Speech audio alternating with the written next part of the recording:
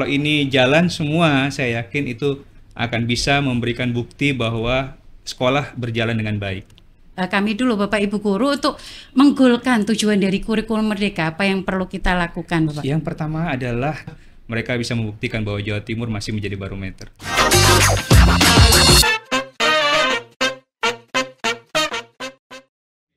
Halo Sobat Semagda, Assalamualaikum warahmatullahi wabarakatuh. Bertemu lagi di podcast Pandawan, podcast anak Semagda Jiwan di episode OSIS, obrolan seru, inspirasi siswa.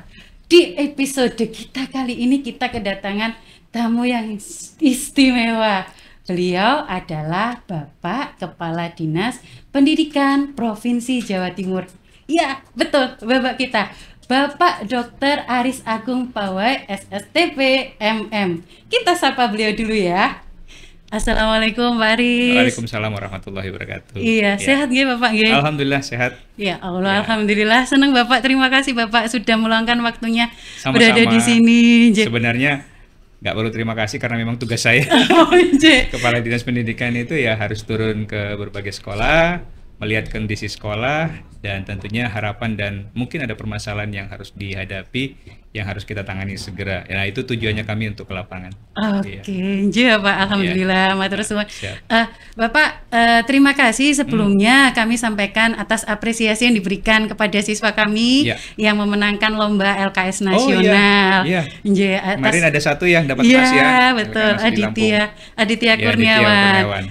Dan selamat Bapak, alhamdulillah Jawa Timur menjadi juara umum. Alhamdulillah, itu karena ikhtiar kita semua, para siswa kita yang memang sangat luar biasa hebat-hebat, guru-guru yang sangat luar biasa, dan ini menunjukkan bahwa sekali lagi Jawa Timur adalah barometer pendidikan nasional, di mana kita bisa melihat hasil lulusan SMK, anak-anak didik kita yang bersekolah sangat sungguh luar biasa di dalam peningkatan mutu kualitas pendidikannya, sehingga terbukti pada saat mereka berlomba, bertanding, mereka menunjukkan kualitasnya. Alhamdulillah. Berarti bisa dikatakan ya Pak guys, ajang LKS itu merupakan suatu parameter keberhasilan pembelajaran di SMK? Menurut saya itu adalah salah satu ukuran parameter bahwa itulah bentuk kualitas dan mutu pendidikan yang sudah kita berikan kepada anak-anak kita.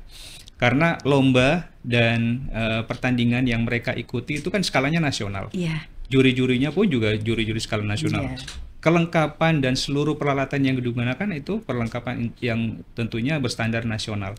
Nah, berarti membuktikan bahwa anak-anak kita ini sudah menguasai dunianya, ya, di mana mereka berkompetisi, di mana mereka bergelut dengan jurusannya, dan itu sudah dibuktikan bahwa pada saat mereka mengikuti kompetisi yang sangat luar biasa, mereka bisa membuktikan bahwa Jawa Timur masih menjadi barometer. Nah, betul. Alhamdulillah. Luar biasa. Dan itu kerjasama semuanya ya Bapak. Oh tentu. Jadi ada gurunya, ada tenaga pendidikannya, ada siswanya, ada manajemen sekolah. Nah, kalau ini jalan semua, saya yakin itu akan bisa memberikan bukti bahwa sekolah berjalan dengan baik. Ada komunitas yang tentunya menghidupkan bagaimana mutu kualitas pendidikan jalan. Jadi ada kolaborasi untuk semuanya. Betul. Ya, tidak hanya satu. Oh, ini yang tampil, tidak, tapi semuanya. Tidak mungkin akan ada kesuksesan tanpa ada sesuatu yang berkolaborasi di dalamnya. Iya, Bapak. Oke, terus kemudian Bapak, ini kan kita kan berbicara kurikulum Merdeka ini otomatis ya. Mungkin apa sih yang perlu kami, Bapak Ibu Guru, kami dulu Bapak Ibu Guru untuk menggolkan tujuan dari kurikulum Merdeka, apa yang perlu kita lakukan Bapak? Yang pertama adalah kita harus meningkatkan kompetensi kita tentang bagaimana dunia digital itu. Kalau kita tidak bisa menguasai dunia digital dengan perubahan yang begitu cepat, dan kita masih menggunakan cara-cara konvensional, maka tentunya kita tidak akan cepat menyesuaikan.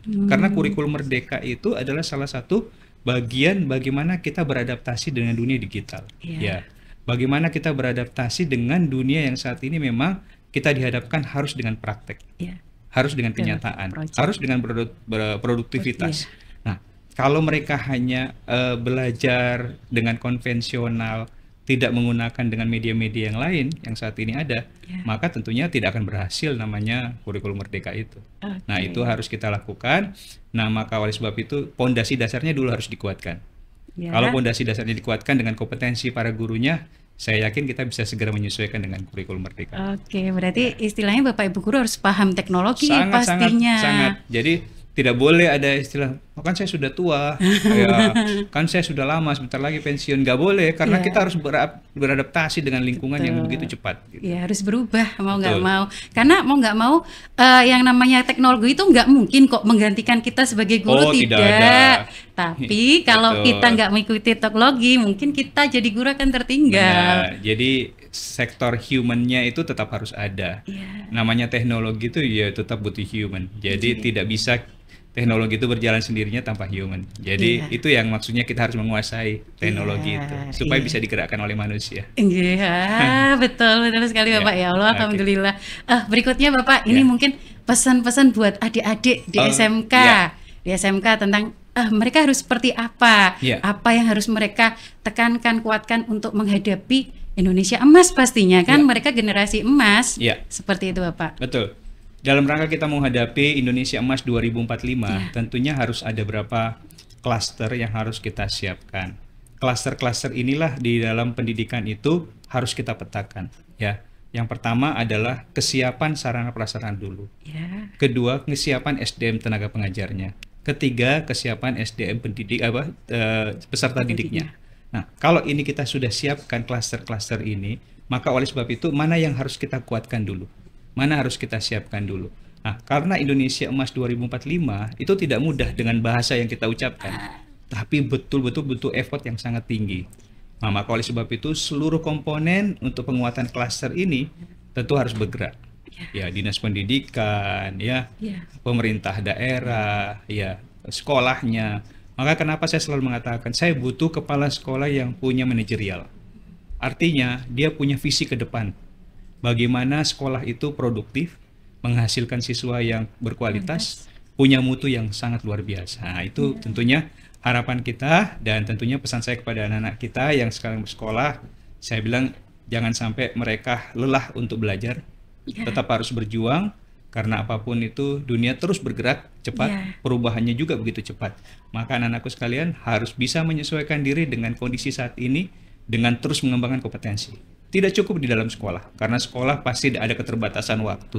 Maka waktu-waktu luang itu digunakan untuk belajar, dan beradaptasi dengan lingkungan, supaya mereka akan bisa siap dengan nanti yang dihadapi pada dunia yang berbeda. Gitu.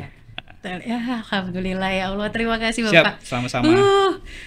Gimana Sobat Semagda? Keren ya Allah, kita dapat langsung ilmunya dari Bapak kita, Bapak Kepala Dinas Pendidikan Provinsi Jawa Timur.